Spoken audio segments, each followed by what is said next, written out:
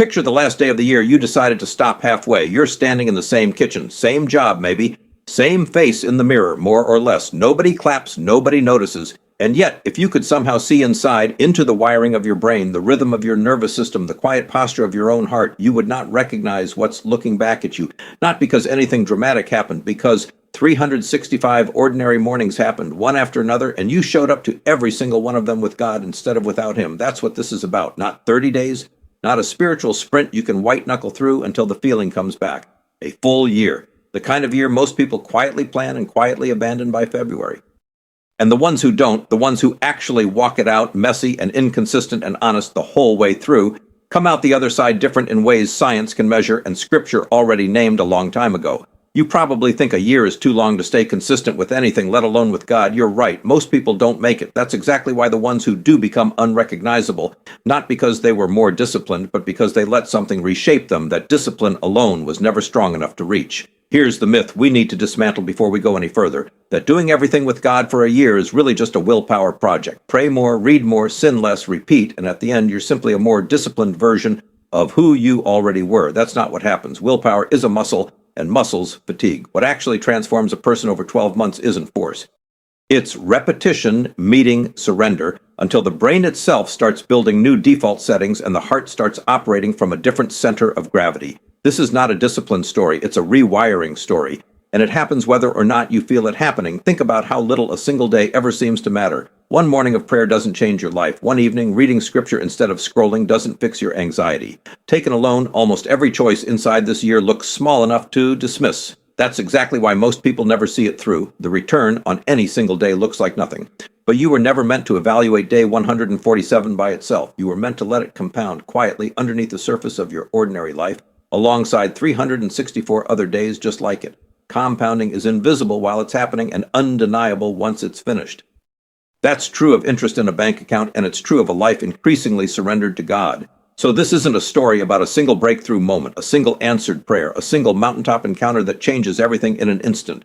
Those moments are real and they happen, but they were never the engine of this kind of transformation. The engine is far less exciting to talk about and far more powerful to live. The same decision made again on a day when nothing about it feels significant. That's the entire mechanism behind everything you're about to hear. The resistance, the recalibration, the exposure, the structure, the fruit, and the quiet arrival at the end of it all. The first 90 days. The brain resists the new pattern. The hardest part of the whole year happens first, and almost nobody warns you about it. Your brain runs on prediction.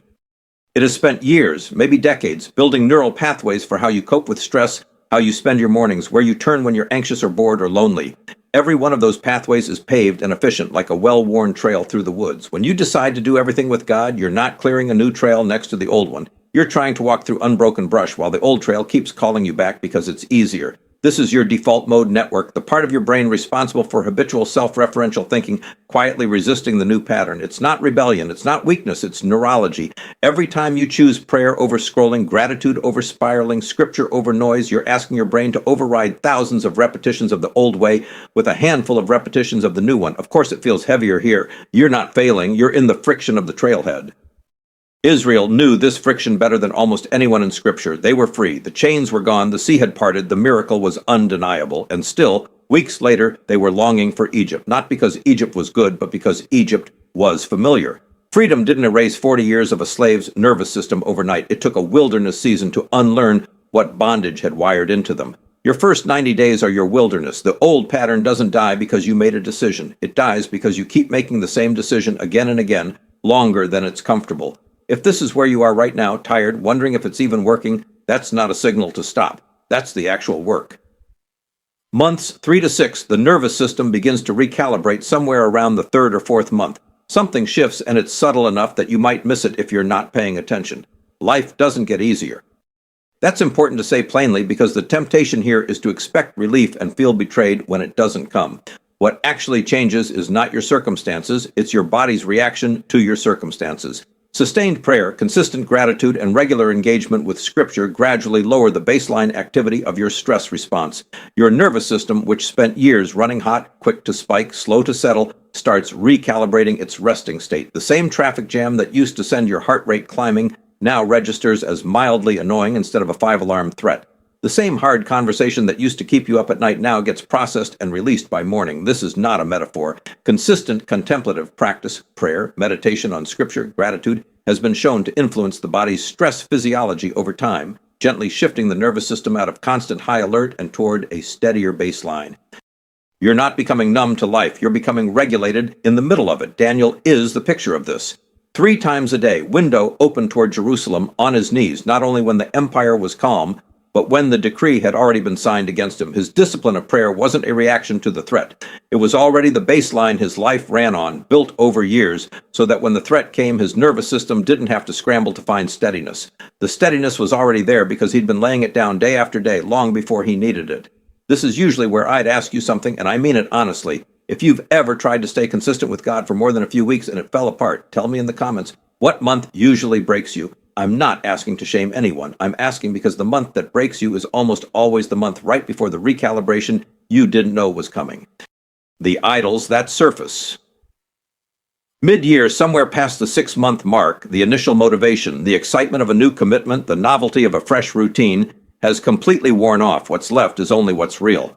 And this is usually the moment something uncomfortable gets exposed. Early on, it's easy to give God the parts of your life that were never really costing you anything. Your Sunday morning, your evening prayer, your social media caption. But a year is long enough that eventually you run into the rooms you didn't mean to open. Your relationship with money, your need for other people's approval, your grip on control, your addiction to comfort. These aren't new problems the year created. They were always there. The year is just long enough and honest enough to finally surface them.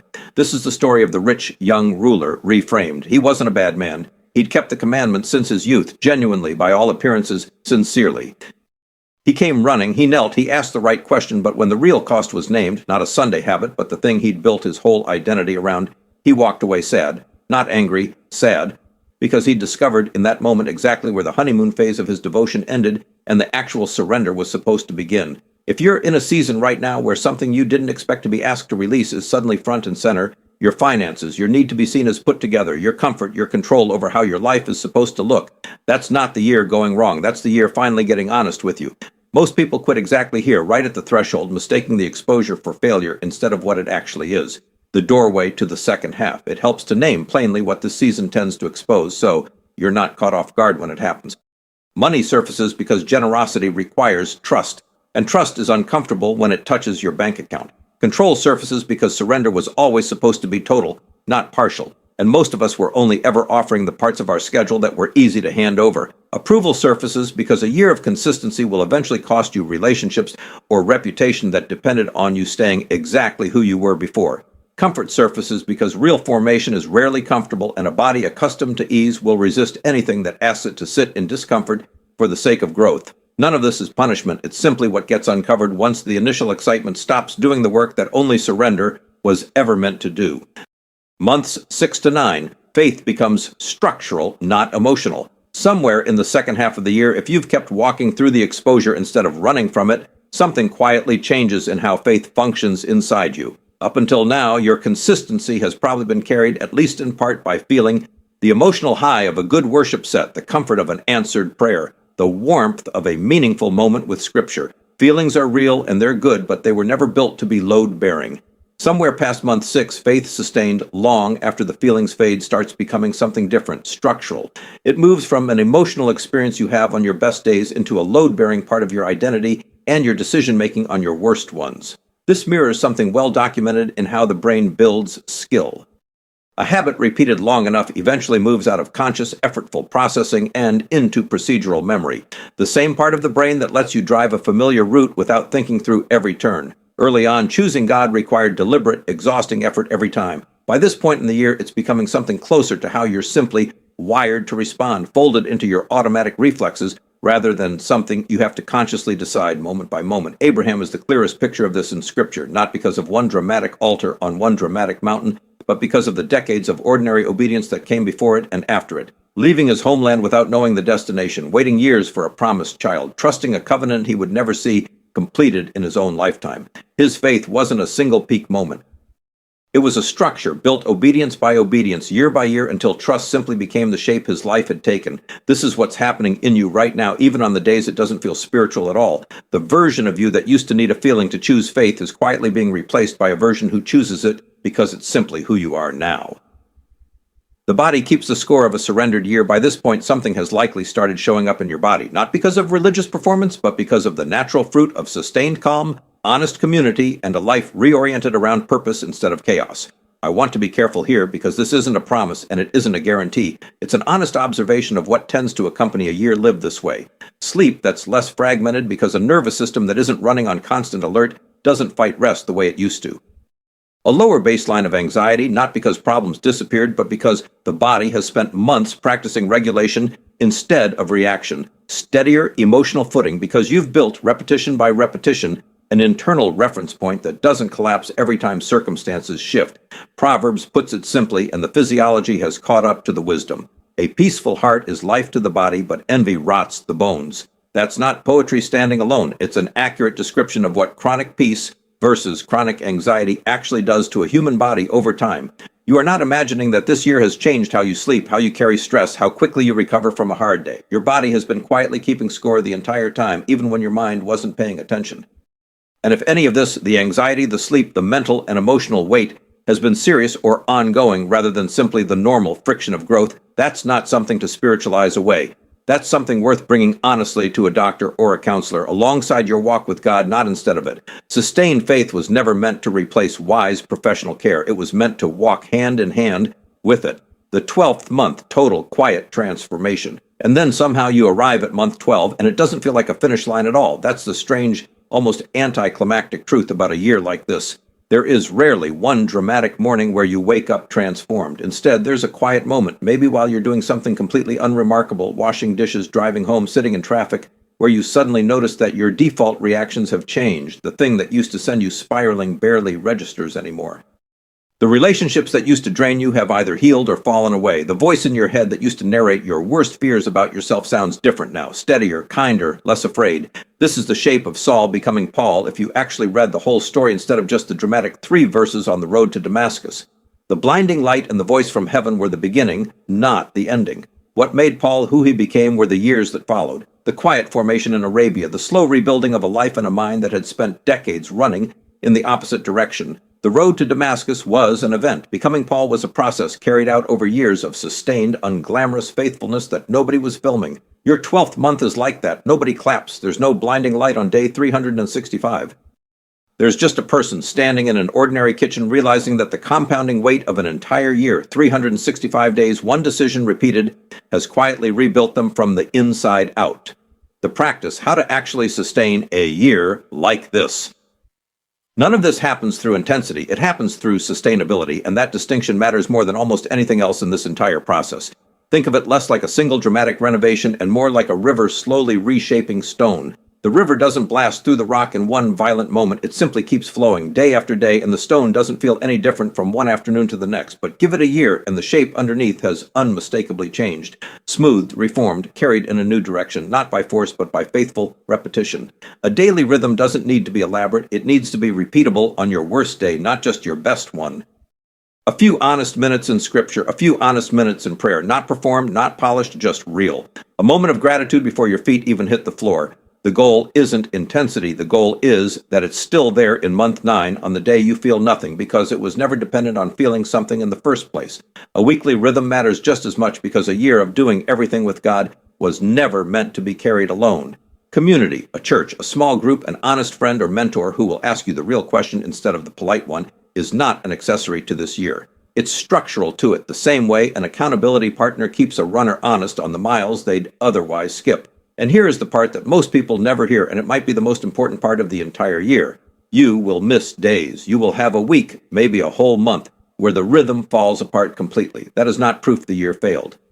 A river doesn't stop reshaping stone because it slows down during a dry season. The only real threat to a year like this isn't a missed day. It's the shame that convinces you the whole pursuit is ruined, so you might as well abandon it entirely.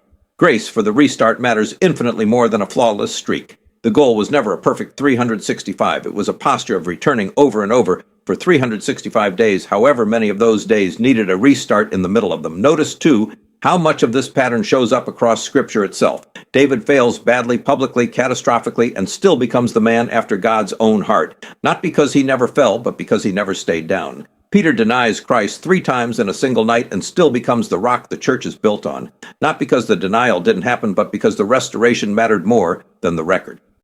If the men's Scripture holds up as examples of a life with God were not flawless, you were never going to be either. The invitation was never to a perfect year, it was to a returning one. Practically, that might look like this. When you miss a morning, you don't wait for Monday or the first of the month or some symbolic fresh start to begin again. You simply begin again at the next opportunity, that same afternoon, that same evening. The enemy of this year isn't a missed Tuesday. It's the week of silence that follows a missed Tuesday because shame convinced you the whole thing was already ruined. Treat every return, no matter how small or how late, as evidence the year is still alive in you, not as proof it should have ended already. Where this leaves you. So here's the honest picture, without hype and without a false promise of a straight line. A year of doing everything with God will not feel dramatic while you're living it. Most days will feel almost embarrassingly ordinary. You'll doubt it's working somewhere around month 2. You'll get exposed somewhere around month 6. You might miss weeks at a time, and you'll be tempted more than once to decide the whole thing was a nice idea that didn't pan out. But underneath the ordinary surface, something is happening that you can't see day to day and won't be able to deny by the end. Your brain is building new default pathways. Your nervous system is finding a steadier baseline. Your heart is slowly reordering what it treats as ultimate. None of it requires you to feel transformed on any single day. It only requires you to keep showing up imperfectly, honestly, one ordinary morning at a time, and let 365 repetitions do what no single decision ever could. You don't need to have today figured out. You just need to begin it. Open the page, say the honest prayer, take the next step, however small, and let the river do what a river does. Slowly, patiently, over the whole shape of a year you haven't lived yet. That's where it starts, not with certainty, with one more day chosen again.